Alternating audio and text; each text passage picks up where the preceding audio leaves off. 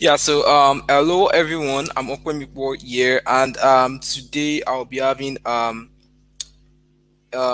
keynote special with Opemipo. So basically, I want to thank everyone who wished me well on my birthday, and thanks for everything that I've been doing. Thanks for everything you've been helping me with in my past age. So yeah, I'll be doing a lot in this present age. I'll be doing a whole lot in this present age.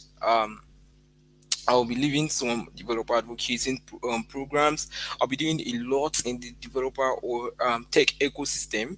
So as you all know, I'll be doing a whole lot now in this tech ecosystem. So yeah, so I'll be having my keynote special. So everyone are going to see the way I speak at different conferences. So this is one of my favorite topics. So basically I love AI.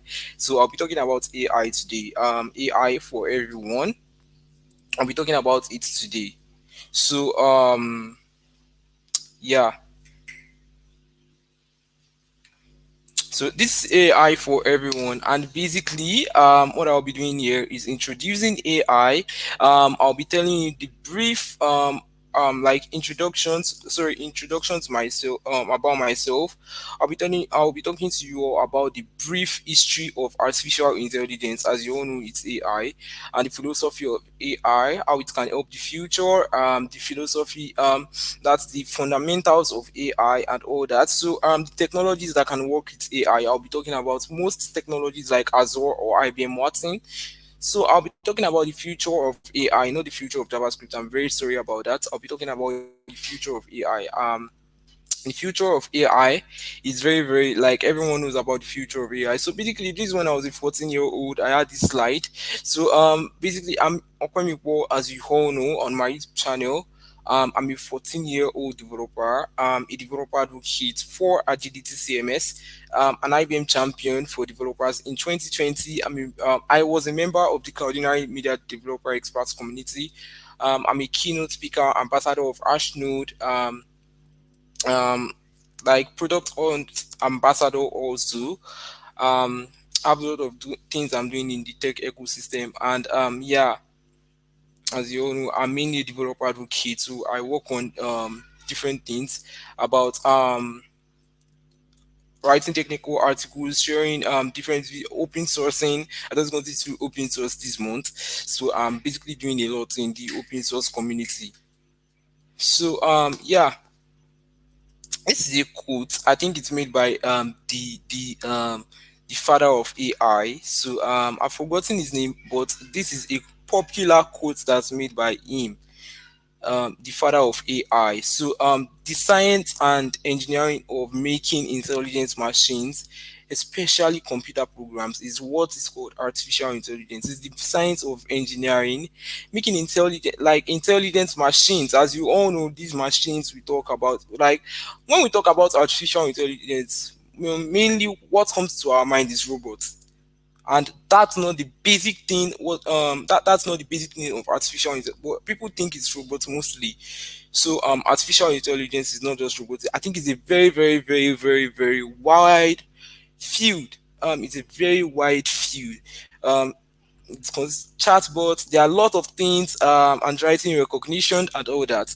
So when we talk about IBM Watson, it's not just robots, chatbots and all that. So I think artificial intelligence is a very, very wide field.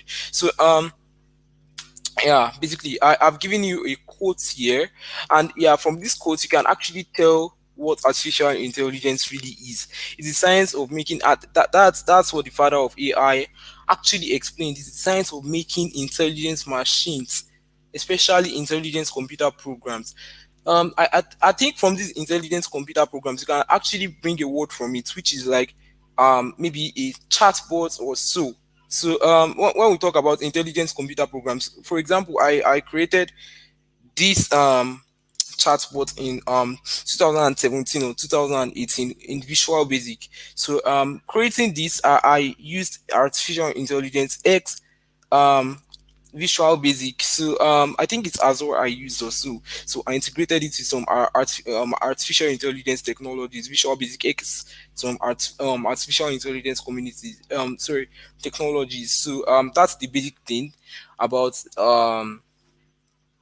these intelligence computer programs. I created this chatbot. So it's a sort of computer program that actually works with like my I think it's a chatbot for myself that helps me to answer questions effectively. So yeah, let's go to what AI really is. So AI has different definitions, and this is a quick guide to AI. So it won't be telling you like just the definition of AI. It's not those stuff like that. So artificial intelligence is actually a way of making a machine think like a human in an artificial way. So it's actually the way of making like machines. So when we mean machines, it doesn't mean robots. It can mean so mainly that's I'll just use robots for an example. So mainly what is mainly common now, what is mostly common um is using like robots in an intelligent way, like robot chatting with you one on one, like a normal chat, like it just looks funny, like a human is talking, because I actually know of this robot Sophia. So Sophia, I think, is one of the best, and as is one of the best robots in the world, and has 80% capabilities to think like a human. So from this we can actually find out that this artificial intelligence is very very wide, not just robots, and it has a lot of it's a very very wide field. So it works by studying how humans think. So it's just developed by humans, like mainly humans, and humans want it to think like humans. So it's artificial humans by sorry, humans for humans. So that, I think that's what artificial intelligence mainly is, because it's not for itself, it's not for any animal, it's not for anything. So it's just like humans for humans. So it studies the way human thinks. So humans actually develop this to find a path, or to provide a solution. So it studies how human thinks, and it can also work on a problem or solution. I think that's one of the main rules. I think that's what IBM Watson plays, or Azure. So those two technologies are very very important, IBM Watson and Azure. So IBM Watson mainly is this AI cognitive computing platform. It's mainly for AI. So I think it's one of the things. So it can actually help you to solve a problem. It can actually help you to solve a problem. Maybe mathematical equation, um maybe social problems. For example, at Call for Code, people are actually working with AI and different technologies to actually solve solutions to the problem we have, like to give problems solutions to the problem we have, like climate change and COVID-19. So I think that's one of the things. So AI depends on humans instructions. So it depends on humans instructions. Obviously we all know AI can't do everything itself. So artificial intelligence was created by humans, as I said earlier. Like, these things are created by humans. So humans actually gives the instructions. They give the instructions that the artificial intelligence plays. So this is the history of AI. Let's get started to the history of AI. AI is a very very wide field. So let's check that. So sorry about that. So AI doesn't have a specific year of its creation. So AI has lots of years. Like, for example, um you see this AI, it's really really growing every, I think every year or so. It's growing every year, like evolving rapidly. So it doesn't have a specific year of creation. We can't say it's 1956, we can't say it's 1954, we can't say any year. It doesn't have a specific year of its creation because I think it was brought from Lua programming language or so. I think it was brought from Lua or Lisp. I think it's Lisp. Yeah. So it was brought from Lisp. I think the creator of Lisp was the person who founded AI. So that's what I think. I can't remember. So I think this is the father of artificial intelligence. This John McCarthy. Um he brought artificial intelligence, like the father of artificial intelligence. So Isaac Asimov actually names the term robotics. He named the term robotics. I think that was 1956 or so. 19, I think 1950s or 60s. So he brought the term robotics. So robotics was known as the main tool then, and obviously it's still now. I think it's the main thing everyone knows for artificial intelligence. Like it's the main tool that everyone knows for artificial intelligence. So yeah, like I said, I can remember now. So Lisp was the first programming language that was invented, that was used in AI. It was invented by John McCarthy. So that's what I said. So I can remember now. So Lisp was the first um programming language that was used in AI. So basically, it was I think it was, like I said, I think it was created in 1950s, in the 1950s. So in 1990, AI was used in different areas like significance demonstration, machine learning, code-based reasoning. Like I said, AI is a very wide field, not just robotics, AI, VR, AR, augmented reality, augmented reality, visual recognition. We have data mining, code-based reasoning, and writing recognition and all that. So, and even games also, there are some games that work with the stimulation of human parts and all that. So, interactive robot pets basically comes with, okay, I think you've all seen all this, so I don't have to explain most of those things here. Yeah, so here is the philosophy of AI. While exploiting the power of the computer systems, the curiosity of humans lead him to wonder: can a human think and behave like the way humans do? Sorry, like a machine think and behave like the way humans do? And that's the main purpose why. That's the main purpose why people actually brought AI. That's the main reason why developers actually brought AI.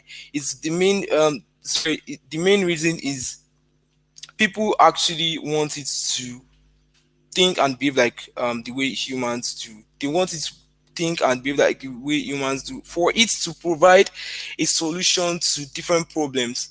So AI has had a lot of impact in our lives. For example, it's helped in this COVID-19 era. For example, it helped in bringing lots of new technologies for COVID-19 and all that. So it's helped in COVID-19 research and all that. So the funny thing about AI is that the future is private and no one knows that it's private now. No one actually knows it's private. So the future is private, and most developers can see the future is private. So I think we feel the world is exposed in this time. At this time, the world is exposed to us. The world is exposed basically because we don't we actually aren't using AI in most homes now. We aren't using AI in most homes now. So the world is kind of exposed now. So I think in the future, I in the next 5 years, I think the world will definitely be private. Just note down, pin that down.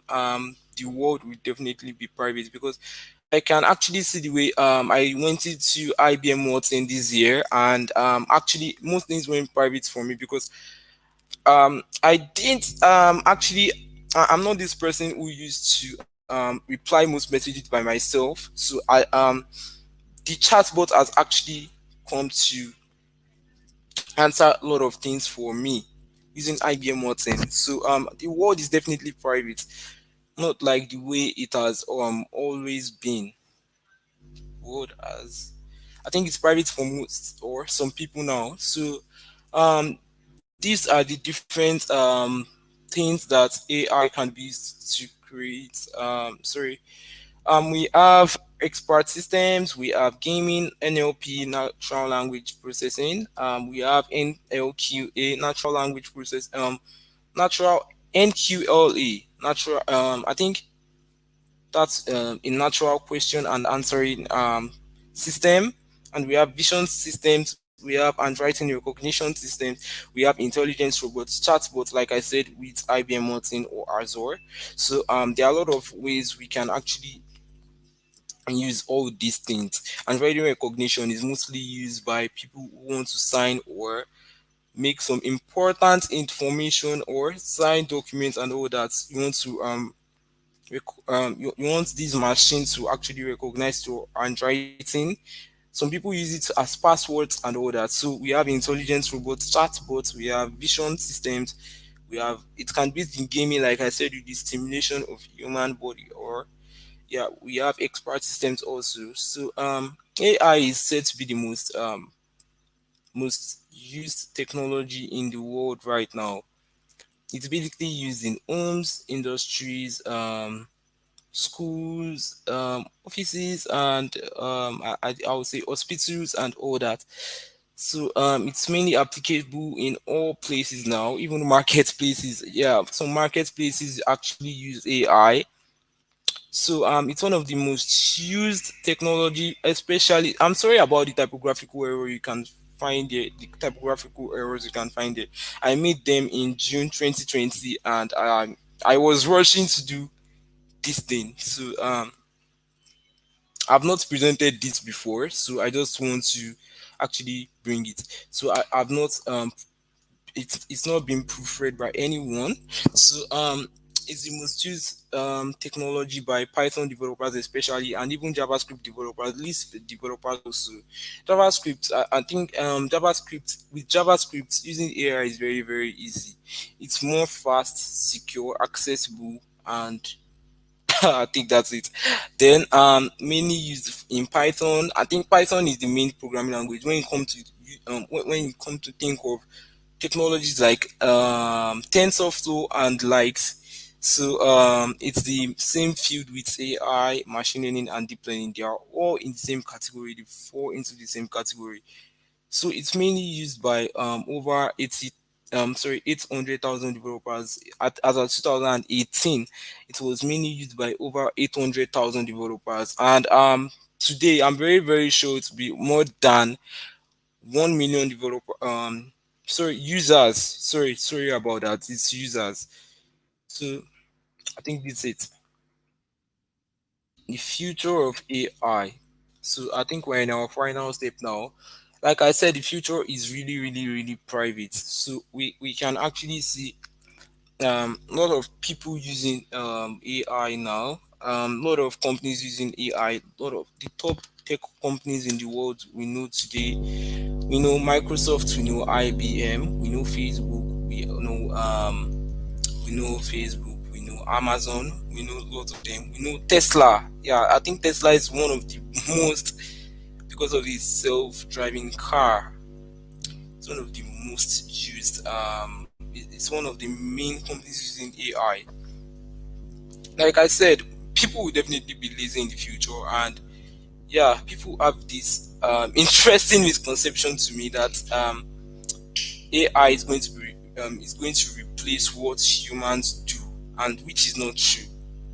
It's not true at all. So if you feel AI, if you feel this will replace what humans do, why not try moving into the jobs that AI can't replace, because I know a lot of jobs that AI can replace. So I don't think AI can replace human jobs and all that, because it's not going to be very perfect.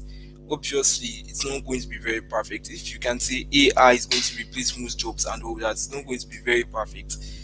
So homes, cars, and everything will be handled by AI. Nothing will be at risk in the future with AI. So thanks so much. Thanks for watching this keynote special with me. Thanks so much for watching this video. You can actually reach out to me as I've opened my DM. You can reach out to me on Twitter at Coda of Lagos, Instagram at Coda of Lagos, Facebook Coda of Lagos, facebook.com/Coda of Lagos. You can reach out to me via my mail, opemipo@58 at gmail.com. So thanks for watching this keynote I started here. Thanks for watching, thanks for watching, thanks for watching. So see you next time on my YouTube channel in my coding tutorial. Thank you. Bye.